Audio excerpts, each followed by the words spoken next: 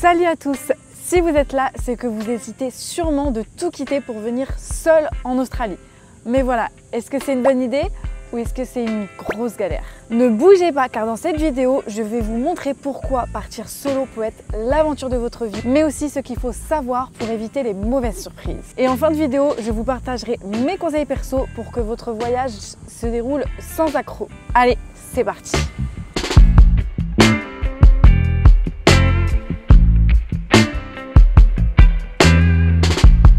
On va pas se mentir, partir solo, c'est vraiment le cliché d'une aventure d'une vie. Et on n'est pas seul à l'avoir fait. On a fait un sondage sur Instagram et on a vu que la majorité des personnes partaient tout seuls.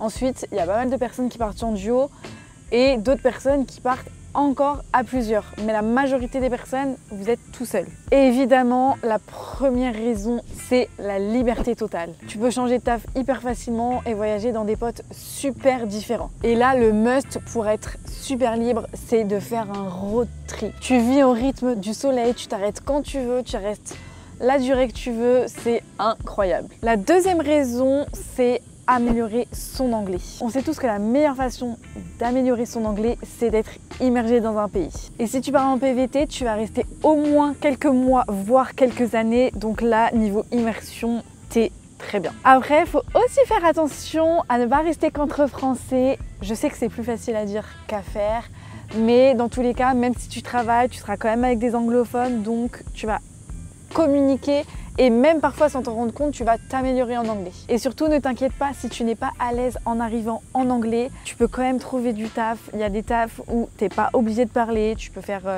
dishwasher, dans les fermes, il n'y a pas forcément besoin de parler en anglais. Uber Eats, tu ne parles pas anglais. Le fruit picking, tu ne parles pas anglais. Housekeeping, tu ne parles pas anglais. Pour ça, ne t'inquiète pas. Ensuite, il y a aussi deux autres bons plans pour améliorer son anglais. Le premier, c'est d'être au pair dans une famille.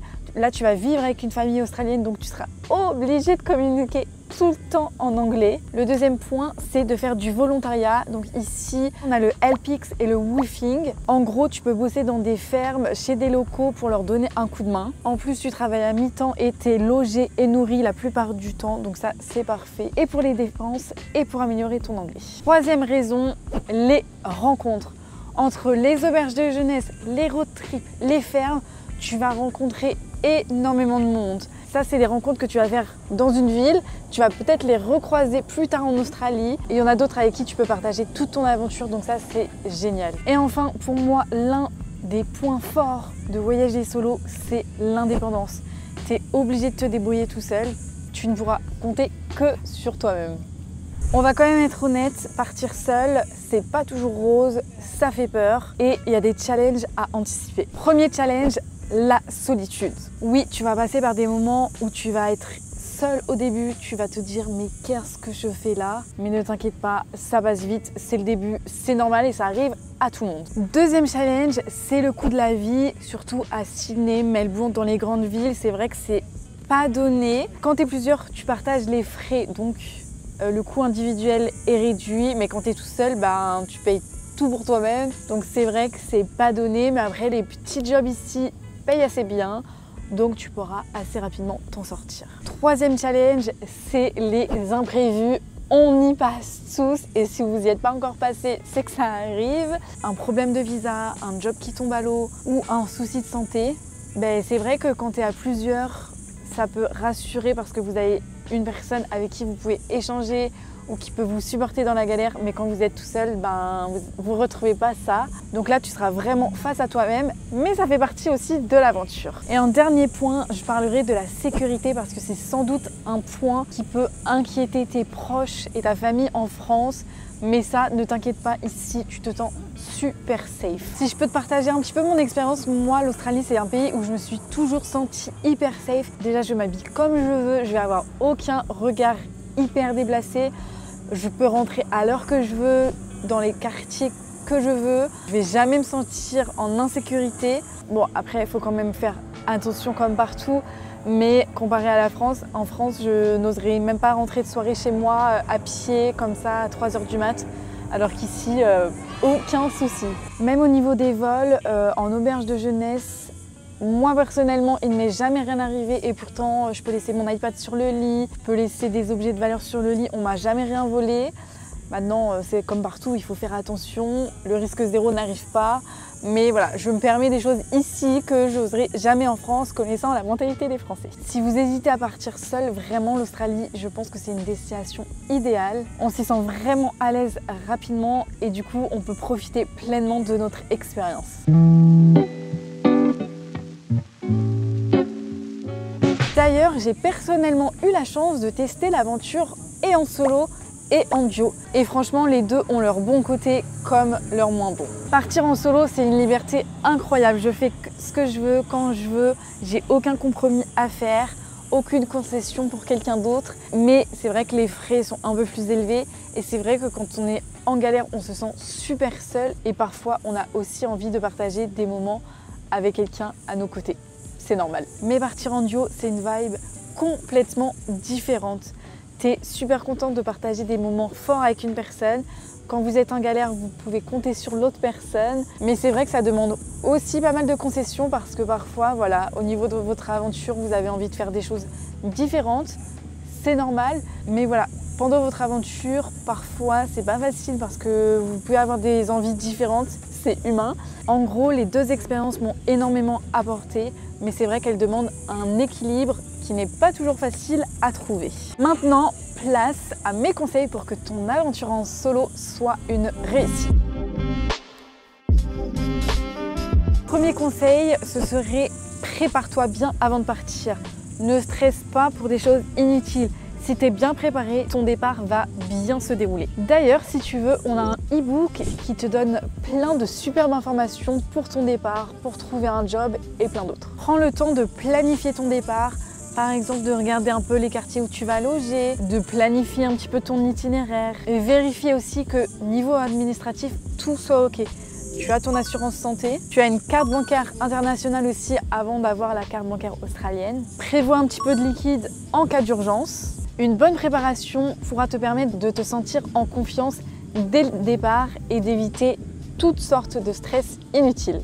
Conseil numéro 2, voyage léger. Sérieusement, prends juste le strict nécessaire. Je sais que c'est plus facile à dire qu'à faire, mais crois-moi-en, en 2 ans d'expérience, j'ai été beaucoup trop surchargée alors que finalement, je mets tout le temps les mêmes affaires. Je te conseillerais plutôt de prendre un sac à dos plutôt qu'une valise, surtout si tu comptes bouger. Et prends des vêtements basiques et confortables, comme ça t'évitera de t'encombrer et surtout de prendre des vêtements que tu ne mettras même pas ici. Et si tu oublies quelque chose, sache que tout s'achète sur place, donc c'est pas grave. Moins tu emportes, plus tu voyages léger et serein. Le conseil numéro 3 que je pourrais te donner, c'est de rejoindre des groupes Facebook. Par exemple, si tu es à Melbourne, tu tapes les Français à Melbourne et honnêtement, c'est super pratique pour rencontrer ou discuter avec des gens sur place et c'est aussi super pratique pour la recherche de travail ou même si tu recherches une voiture ou à faire une excursion.